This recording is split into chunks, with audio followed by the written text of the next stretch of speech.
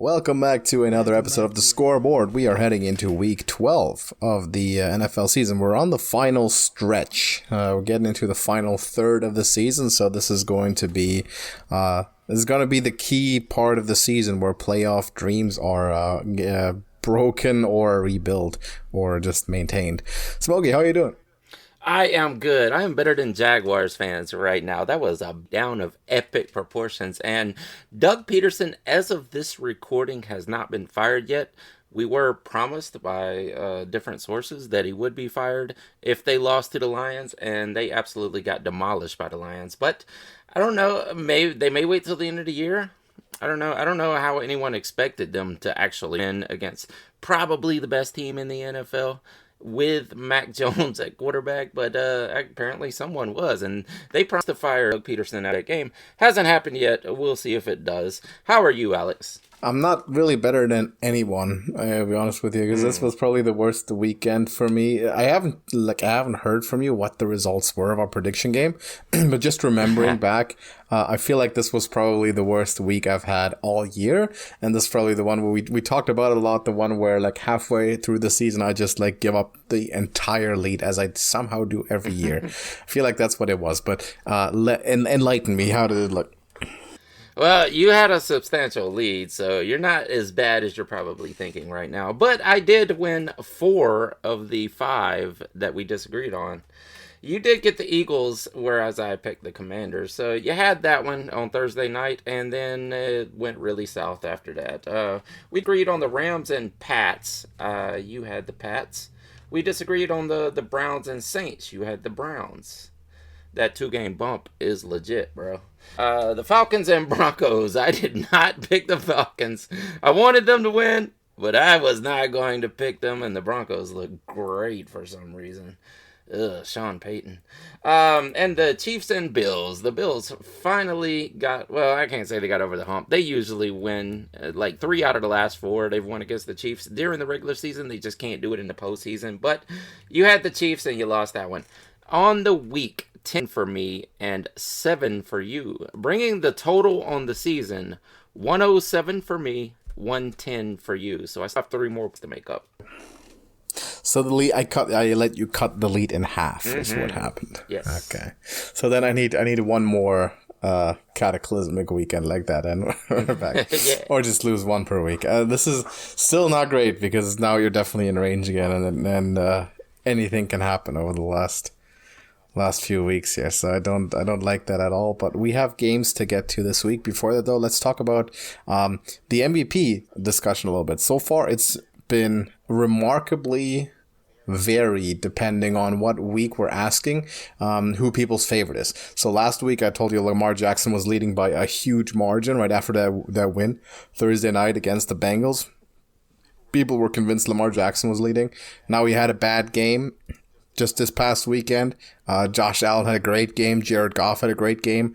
I already posted the poll yesterday, I believe, and we already have a substantial amount of votes. And this week we have Josh Allen with a massive lead, I think like 70% or something in favor of Josh Allen.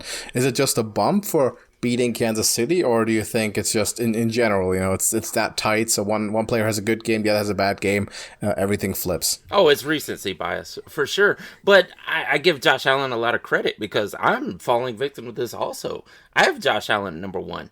He beat the unbeatables out there, and I know that the Chiefs are not as good as they have been in the past, and they've had a lot of ref help, but pretty handily the Bills, without the offensive weapons that they've had of the past, went out and beat the Chiefs, and it is what it is. They are no longer undefeated. So I put Josh Allen up at the top. I bumped Lamar Jackson down for taking that loss to the Steelers because he looked pretty bad in that game. Now, if he comes back, if Lamar Jackson comes back and has a rest of the season like he had for most of the season so far, he's going to be right back at the top. I mean, it'll be pretty undeniable.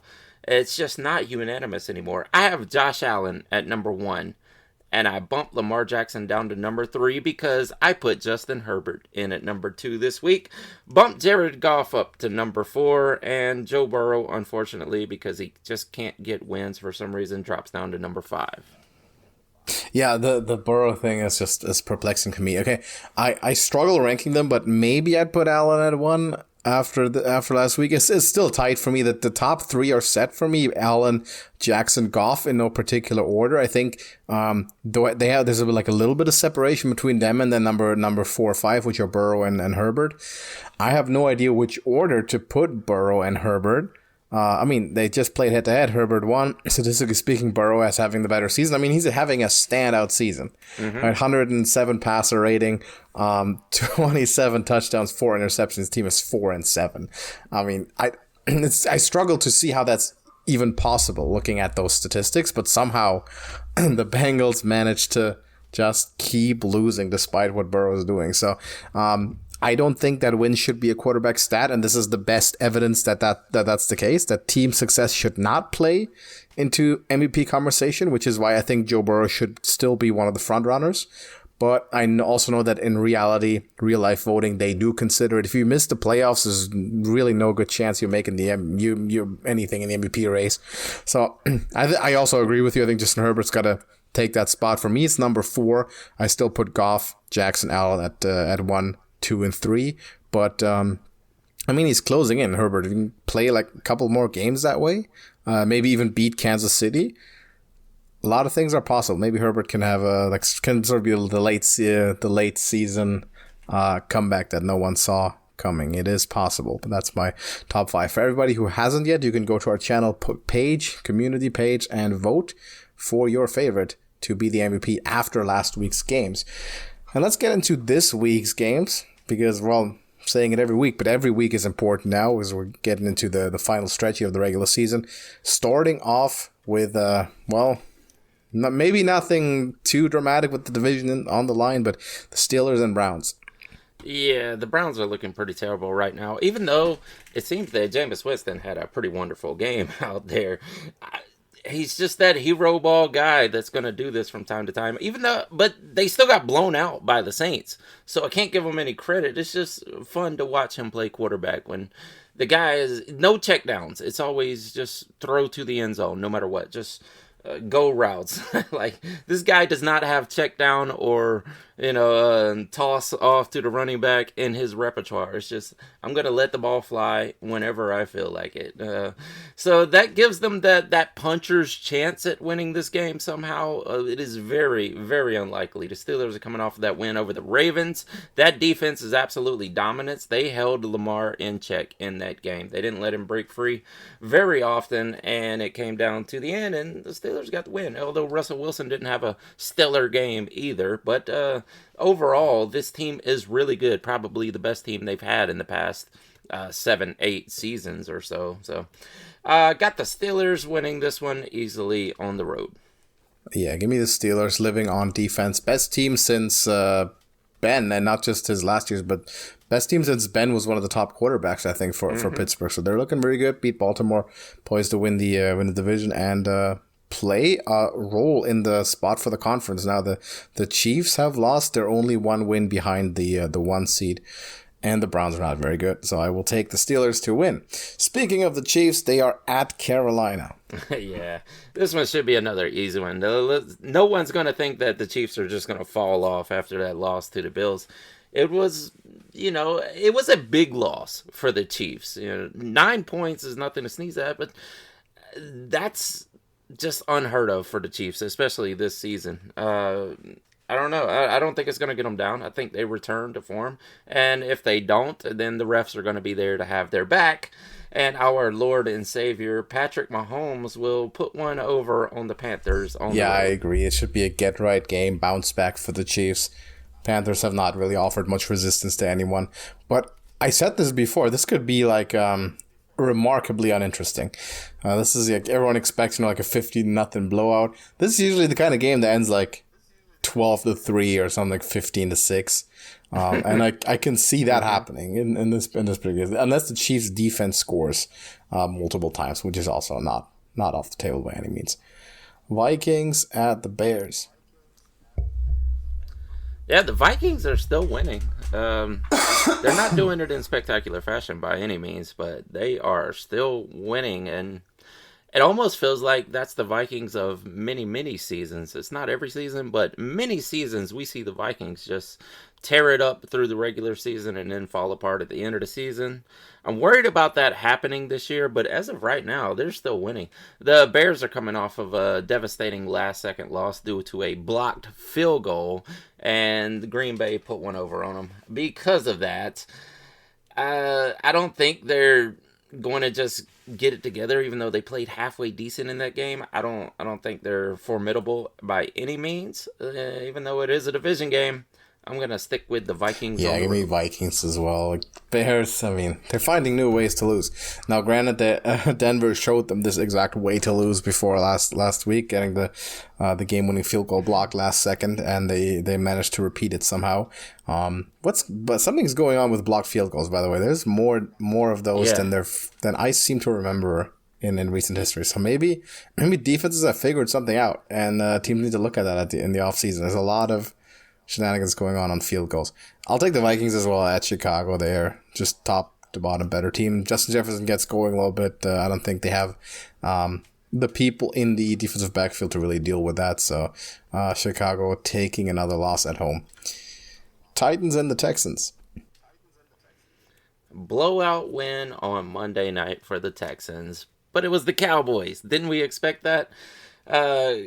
I wanted Trey Lance to play in that game, but we'll get to the Cowboys later, man. The Texans look decent. I mean, they look really good, but then again, everybody has done that to the Cowboys this year.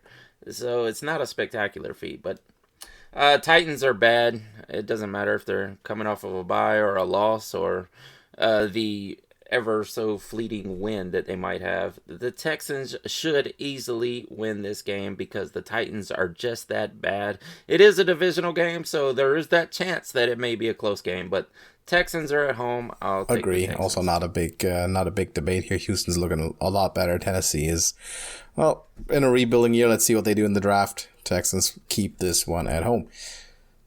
The Lions and the Colts. Man, watching the Colts play, I wasn't impressed with them, but Anthony Richardson looked halfway decent. I think it's just that the Jets are cursed. I don't think there's any way around it. The Jets are absolutely cursed. So I'm not going to give Colts any credit for that win. Like I said, Anthony Richardson looked halfway decent in this game, but I expect him to just blow it at some point, even when he does look good. The Lions are absolutely dominant. There is no one in the world, unless it's just that outside chance that you want to put $1 down on the Colts. No one is picking the Colts other than that. I'm taking the Lions. I'm honestly surprised the Lions are only favored here by 7.5 points because they're not shying away from putting 50 points on people as they've shown multiple times now. And also, here's some poetry for you. They've done 52 points. They've done it twice against Jacksonville and they've done it against Tennessee. Now here's the other. The third AFC South bottom feeder coming up against the Lions. I can see this turning into a similar spectacle if they're interested in doing it, and so far they haven't. They seem to be very willing to do so. I think Ben Johnson is very much indirectly interviewing for head coaching jobs, the Lions offensive coordinator, and he will get one at the end of the season. They're looking good. Lions win. Probably the best team in the league right now, as you said. The Patriots and the Dolphins. Yeah, Patriots take another loss, huh? Well, the Dolphins look like they put it back together. Tua's not throwing downfield either. I don't know what's going on there, but their receivers are not getting the work. Though I do like it for Devon Achane in fantasy because he's getting tons of work every week. And even Jalen Hyatt is coming on now that he's kind of taken over that role from Raheem Mostert. So this run game is on point right now. And they have a lot of catching up to do from those weeks without Tua. And other than Brock Bowers, they would have won that game by 30 points. And the Raiders were lucky that they had Brock Bowers out there just to save them from embarrassment. But Patriots are bad. Dolphins look good for right now. I'm taking the Dolphins at home. Yep, I will also take the Dolphins. I remember last time they played, it was an ugly game a few weeks ago, right? It was Tua wasn't there, and now Tua's back. And they're playing at home. They're kind of getting their groove. And they also don't really have much margin for error anymore if they want to compete in a very competitive AFC for a playoff spot. They can't really afford to lose a whole lot of games anymore, especially not in their own division. So Dolphins in a must-win game, I think they'll take it. Bucks and the Giants. Hey, the Bucks are coming off of a bye, but then again, so are the Giants. Oh, you know what I saw? Tommy DeVito is going to be starting this game, not Drew Lock. So that tells me the Giants might just be tanking. Because there's no way you think Tommy DeVito gives us a better chance to win than Drew Lock, right? I can't see that. I think He's been okay. He was okay last year, right? he did have some good games here and there. Over the past 2 seasons, I feel like he's made a decent appearance here and there. But still, Drew Lock is by far the better quarterback. I mean, that's almost undeniable, I would assume. But maybe they're just going with the fan favorite, or maybe they are tanking. Maybe they're looking for that number 1 spot, and Shador Sanders or Jalen Milroe or somebody's going to be the quarterback next year. Wasn't there some kind of clause? I may be misremembering this. Wasn't there some kind of clause that if Daniel Jones doesn't finish the season or something like that, that they have some kind of out? Yeah, in the yeah, contract? exactly. That's why they're not just benching him, but they're making him a third stringer. So they're benching him very explicitly for financial reasons. Yeah. Mm-hmm. Yep, so I feel like tank mode is in full effect, and we will have a new quarterback. And next season, I'm taking the Bucks coming off of a bye. This should be fairly easy for them. Agree once again. I'm only seeing the couple difficult games are coming in at the end of this schedule. Like so far, we've all had pretty simple picks. Take the Bucks. Giants are probably legitimately tanking on purpose, or very close to, and the Bucks are obviously in the race, with the Falcons having looked a bit weak over the last few weeks. Bucks should be smelling some blood, and maybe there's the division hopes are not yet dead for Tampa Bay, so they will win at New York here. Cowboys at the Commies. Yeah, another easy game here. All right, the Commanders are kind of down. I mean, they had that spectacular run early through the season, and now they're falling on hard times. They took that loss to the Eagles on Thursday night, and man, they looked decent at the beginning of the game, and it looked like they were going to win throughout most of the game. But that fourth quarter, they just let up. They took the foot off the gas, and the Eagles roared back and beat them decently, pretty handily. I think they can get right. I think this should be a get right game. Everybody's beating up on the Cowboys, especially if they're never going to play Trey Lance. Then they should get stomped out here. Cooper Rush is not the guy that's going to get it done. I mean, talk about Tommy DeVito. Cooper Rush is one of those guys too. Yeah, he's looked decent here and there in his very few starts, but he is not the guy that's going to win you pretty much anything. So the Commanders use this as a get-right game and win it easily. I have never seen the Cowboys be double-digit underdogs. This is the first time that's ever happened. I've ever opened an odds sheet on a weekend and I see the Cowboys as plus 10 or more. This is legitimately the first time. What times we live in, huh? Yeah, Commanders are 10-point favorites at home over Dallas. I will take them to win. I mean, Cowboys have looked terrible in blowing back-to-back home games. I think even after a bye week, it's been awful. Can't say I'm not enjoying it. I mean, it's one of the best parts of this year's season so far. Cowboys' downfall. Washington should make quick work of them here at home. Broncos at the Raiders. Jaden Daniels has some competition for Rookie of the Year right now. I know it seemed like a very, very long shot a few weeks ago, but Bo Nix looks absolutely legit. And both of these guys came into the league already developed pretty much. You know, they were both 5 and 6 year quarterbacks in college, and thanks to the systems now and the one pandemic year, you can do that. So these guys were developed. They were ready to take over, and here they are, both of them working out very wonderfully in the NFL. Bo Nix is absolutely legit. They stomped out the Falcons, man. I don't like to see it, and I don't like Sean Payton, but I got to admit that this team looks really good. They look wonderful for a rookie quarterback. But like I said, Bo Nix has a lot of games started. He started as a freshman at Auburn, played 3 or 4 seasons there, went out, played 2 seasons in Oregon. This guy has a ton of starting experience, and that's why he's playing so well. The Raiders are bad. Like I said, outside of Brock Bowers, they have nothing on that team that's going to score them points. So the Broncos should get another easy win right here. Take them on the road. Agree. This is the last one of the very easy to pick games, in my opinion, though. Yeah, Bo Nix is looking good. As for Atlanta, I mean, take it as a wake-up call. Going into the bye week, you've had a huge lead in the division, and looks like they're kind of taking it very easy with that, which can't get too comfortable too early. So hopefully they come out of the bye week having learned a very serious lesson and looking better. But Broncos definitely earned that win. They're just outclassing them for 60 minutes. So it looked great.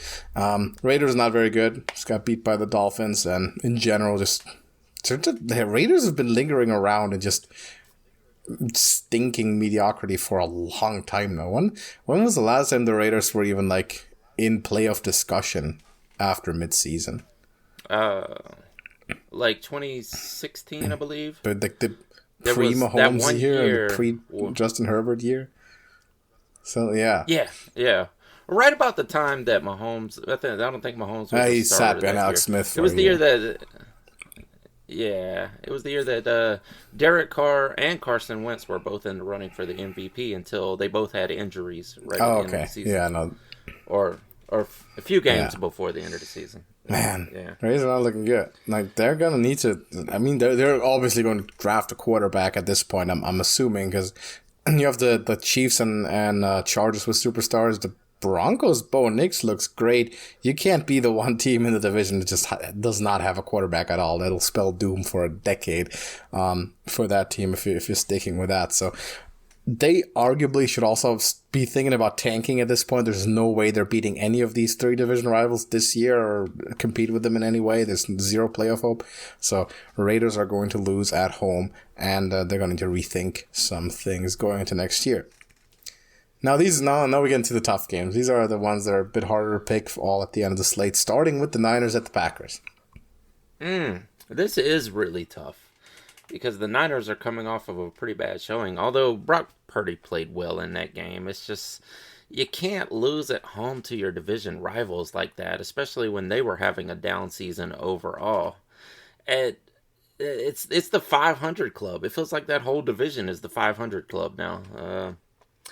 Man, I don't know what to make of the Niners. Like, you got all your weapons back now, except for Ayuk, but you have replacements for that now. You have Ricky Pearsall, you have Juwan Jennings showing out, and you still have, Kittle was out this game, so I guess that is one tick away from it, but I don't know. You got McCaffrey out there. That's the best running back of the last decade. I don't understand how they can keep dropping games like this. Something's off. Maybe it's the defense. Maybe it's the special teams like you mentioned last week. But something's definitely off with the 49ers, and it's hard to keep picking them. I know the Packers didn't have a spectacular win last week. I think I said spectacular too many times in this episode, so I'll try to avoid that from now on. But that close win over the Bears, it doesn't give me a ton of confidence here. But I do think the Packers seem to be overall better than the 49ers this season.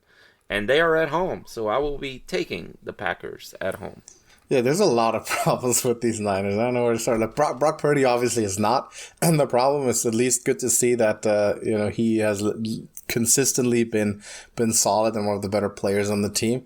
But I mean, defensively, look, you're still missing Dre Greenlaw, obviously missing Hufanga, a couple of Pro Bowlers. Now you're gonna miss Nick Bosa for a few weeks because he's aggravated that hip injury again. On a defensive line, by the way, that has gone from being legitimately the best pass rushing unit in the league to maybe the worst or close to the worst. Without Bosa, I'm fairly confident this will be the lamest pass rushing unit in the entire NFL.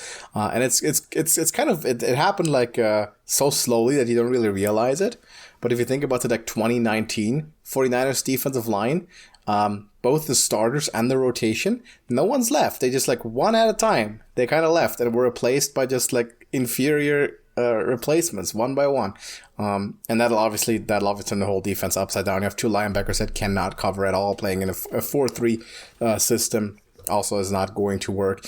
Special teams, I think the Niners have the worst special teams in the league. I think they've had a bottom 5 special team for a long time. I think this year it's been so excessive that every single game you have some special teams issue causing you either great distress in winning the game or just to flat out lose it. I would be extremely surprised if Ryan Schneider stuck around for another year after this one. I think the Seattle double agent thing might be true after all, because he was with the Seahawks for a long time before he came to the Niners. This special team is egregiously bad and needs to be overhauled big time going into next year. It does look like a down season, and I would say that for any team that's 5-5 at mid-season.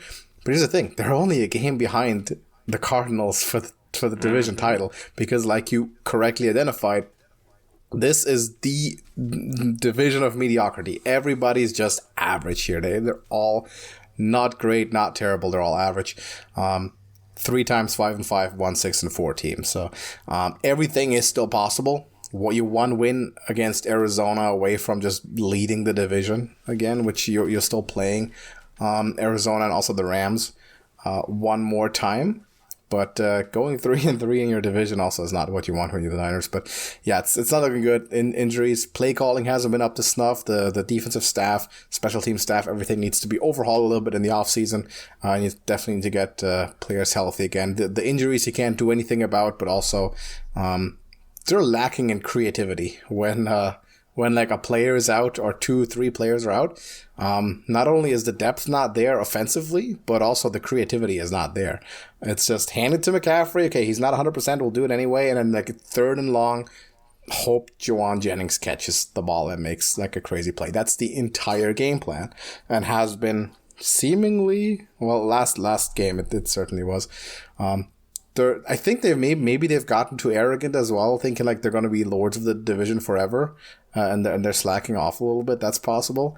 But make a long story short, I will take the Packers, because the Niners have not won one game against a winning team so far this season. Not a single one. Every team they've played, losing records or 500 records with the Seahawks, who they beat in the first game. So I'll take the Packers. They're 7-3. They're just in a better division, but they've been playing better. Let's see if they can turn around. I'm not too confident anymore in the season. I think they have to reload. Cardinals and Seahawks. Well, like you mentioned, the Cardinals are leading the division by 1 game because they're the only ones above 500. So, you know what? That kind of makes this hard, right? Because it almost feels like the Cardinals need to lose this divisional game so that the entire division stays at 500. That'll put the Seahawks above 500 so that they can take a loss next week and knock them back down to 500. And we just stay at 500. Well, I guess we can't stay at 500 at the very last game of the season, but it feels like it's going to come down to week 17 at least. I don't know. I had the Cardinals circled here for sure, but I feel like that is definitely in the field of chances that the Seahawks could win this game. They are at home, and they're coming off a win over the 49ers, but the Cardinals had put up some really good games, and they blew a couple teams out, and it makes you wonder if they are legit or not, as we discussed last week. So I'm going to stick with the momentum, especially coming off of a bye here, although there is a good chance that the Seahawks win this game, but I'll take the Cardinals on the road. Yeah, so I'll also take Arizona. I think they look a bit better, though this is close to a coin flip. I don't even know which is really the preferable result. I guess I should root for Seattle so the division stays as close as possible.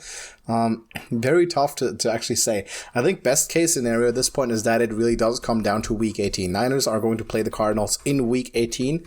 Best case scenario, that's for the division. Best case scenario for the Niners, by the way. Oh, sorry. I'm here. Yeah, sorry. I think my microphone was muted. Okay, so you took the Cardinals, right? Yeah, I'm also taking Arizona. I think it's close to a coin flip, but I think they've looked like the better, a little bit more explosive team. Seahawks are, also not very creative. They can win scrappy games. They're like the definition of mediocre. I think the best case for the Niners is that in week 18, they play Arizona. Best case scenario, that's for the division. And best case scenario for San Francisco, because they're still playing Buffalo, they're still playing Detroit. Those are games they're probably going to lose. So they have to hope for the rest of the division to remain equally mediocre and keep going 500 for that week 18 match against Arizona to matter, potentially for that playoff spot. But I think the Cardinals are going to get this one over Seattle. I think they're trying to put a little bit of daylight between themselves and the rest of the division, especially since all 3 teams or the other teams in the division are all underdogs this week. Maybe the Cardinals have a chance to make it a clear game lead in the division. Eagles and the Rams. Both teams coming off of a win here. Now the question is, do the Rams take the loss this week and win next week, or do they win this week and take the loss next week? Being at home hasn't really meant a lot for the Rams since they moved to that stadium, because they just have many fans that are not fans of the Rams. Like, they don't sell out from what I see, but not all of the fans that go to Rams games are actually Rams fans. It's really weird to see. But the Eagles, I want to say they've put up better performances than the Rams. I mean, they are 8-2. I don't feel like they're as good as that record. I feel like the Eagles are, I don't want to say they're frauds. They don't play like they're a dominant team. They're not playing like the Lions. They're not playing like the Bills. But they are 8-2, and I guess that means something, that they can pull off wins in the end. You know what? I'll stick with it. I'm going to say the Eagles take this one over the Rams. So that means I'll probably be picking the Rams next week. I'll take the Eagles on the road. Yeah, I guess I have to root for Philadelphia again. It feels bad having to constantly do that, but did it against the Cowboys and against the Rams as well. I just need, right now I can't afford to give up even a half a game. Just for division standings, I just have to keep rooting against the division rivals, no matter what it was. So I will take the Eagles. I also think they are the better team, not by as much as the record suggests. They're probably one of the worst 8-2 teams in the league, or even in league history. I'm not sure. They've never looked that convincing, but they have bounced back from last year for sure, and they're looking good in the division. They're going to duke it out with the Washington Commanders, and they should win here at LA. Have we disagreed on a game yet? Not yet. We have not. Okay, here's our best opportunity on Monday night. The Ravens at the Chargers. Yeah, I kind of hope so, because I'm not going to make it up any points if we pick the same games constantly. But yeah, this should be the game of the week for sure. So I'm glad they put this on Monday night. That makes sense here. The Ravens are coming off of that really tight loss to the Steelers, and the Chargers are coming off of a really great win over the Bengals. This should be a shootout, because believe it or not, the Ravens usually have a really good defense, and they do have a good run-stopping defense. So that means bad news for J.K. Dobbins and the rest of the guys there. But they have a really bad pass defense. It's a pass funnel, it seems, and you can throw on them. And that's what Justin Herbert does best. Now, he doesn't have superstars to catch the ball, but they are turning into superstars. I like Ladd McConkey. He's a really special talent, but he's not completely developed yet. And neither is Quentin Johnston.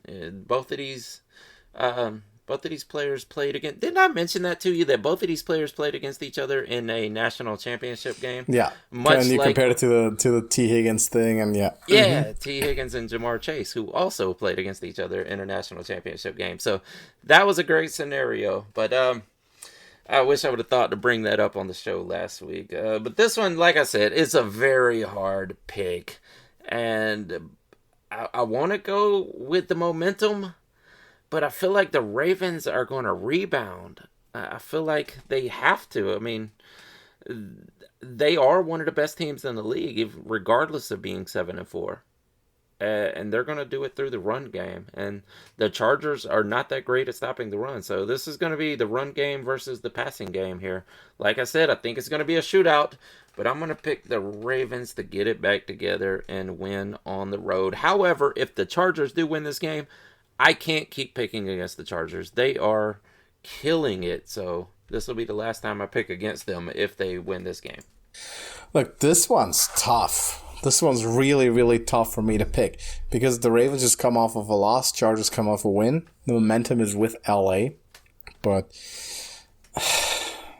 it's hard to look at these teams and really say. I mean, Chargers are getting more and more healthy now. They're getting, they had this injury slump at the start of the season. Turns out Jim Harbaugh still knows how to coach football. Who would have thought, even at the professional level? And by the way, Harbaugh coming up again.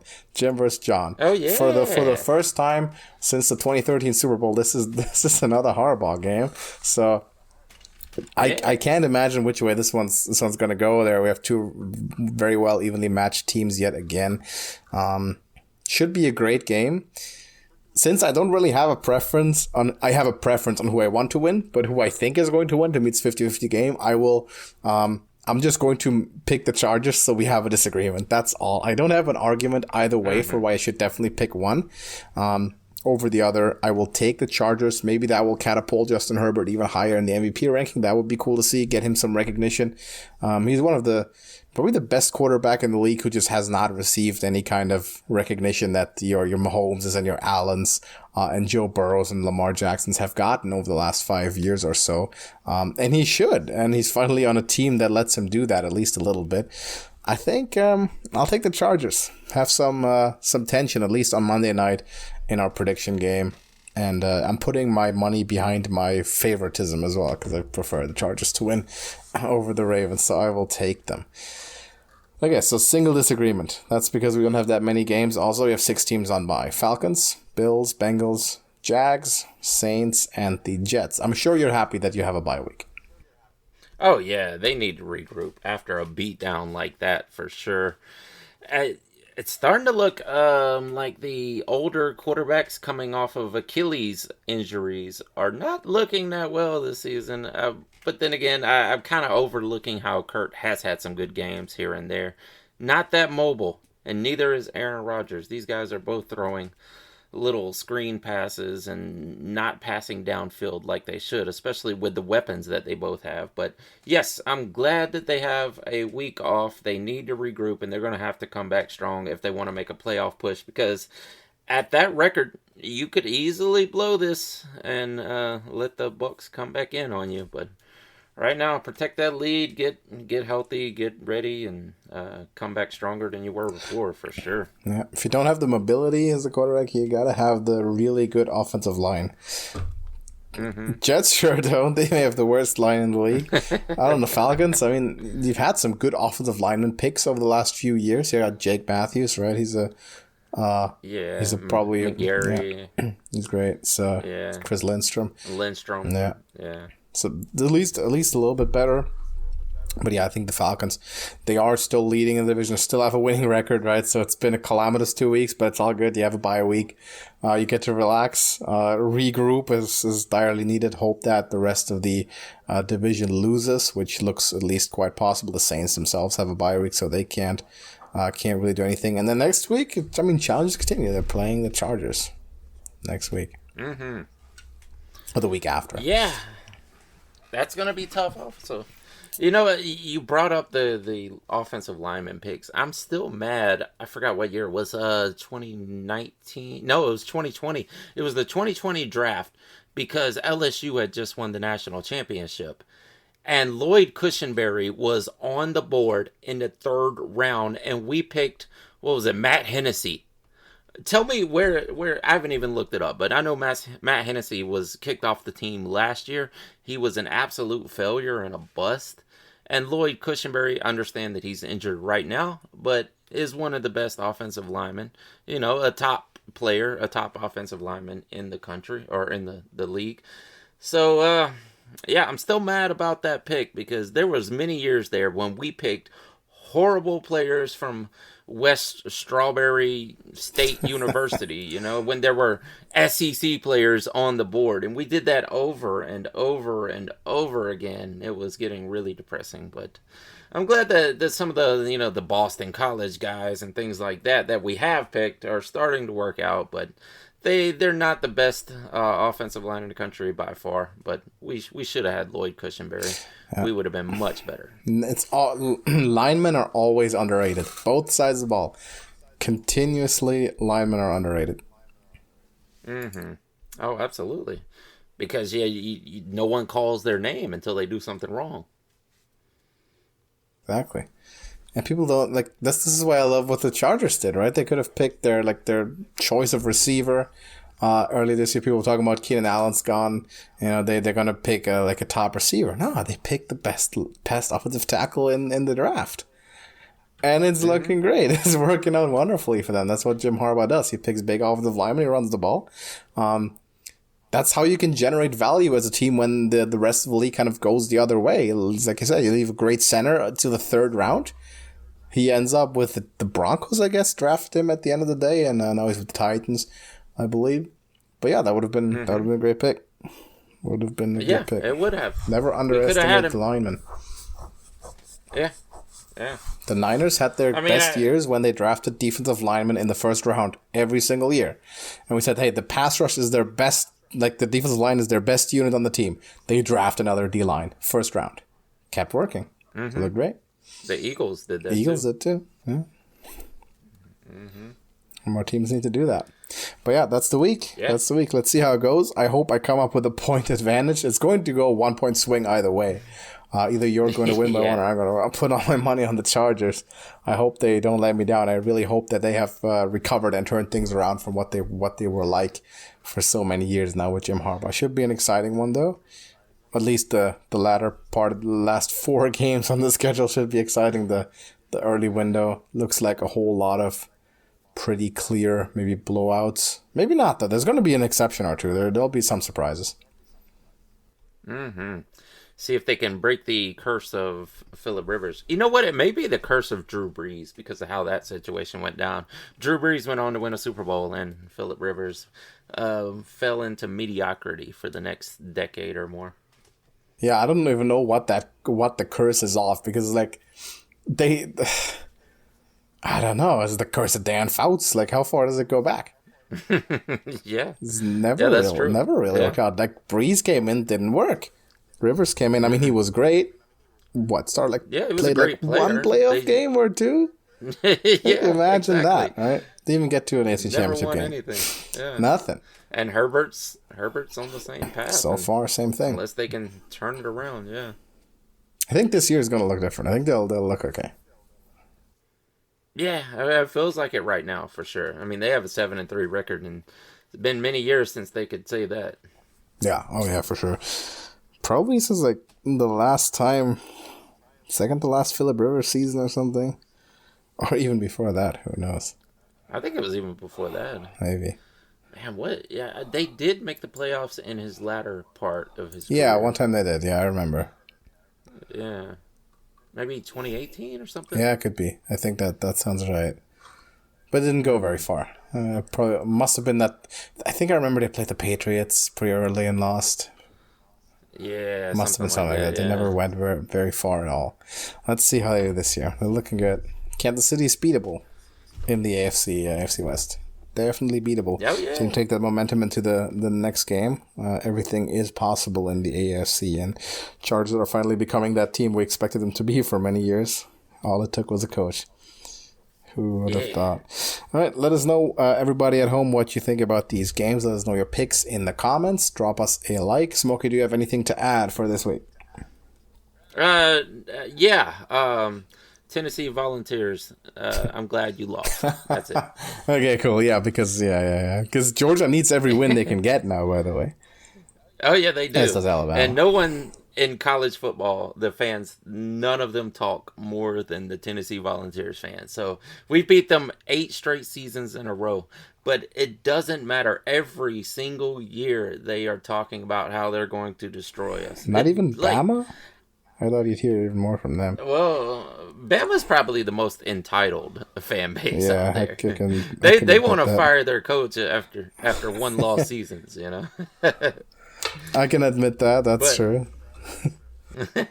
Yeah, but no one talks more trash than Tennessee Volunteers fans, and I don't understand because you haven't won a national championship since 1998, and did they even win one when Peyton Manning was there? I don't think so. I think it was the backup that year, or however it worked out. I don't know. That was a long time ago, but yeah, you've won nothing, yet you talk big every offseason and through the season, especially if you win a few games, you know, and then they start, you know, they start doing the chants, we want Georgia, and then you get blown out every year. Like, maybe you don't want Georgia. Maybe you're hoping that Greg Sankey will change the schedule and give you somebody else, because every time you chant "We want Georgia," you get blown out. So, congratulations, though. You beat Alabama this year, so there's something for you. But yeah, I'm glad they lost. That's it. For my part, I'm going to say drop us a like, let us know what you think, and go vote for your favorite to win the MVP. And we'll see you in the next one. Check the scoreboard, ha. Check.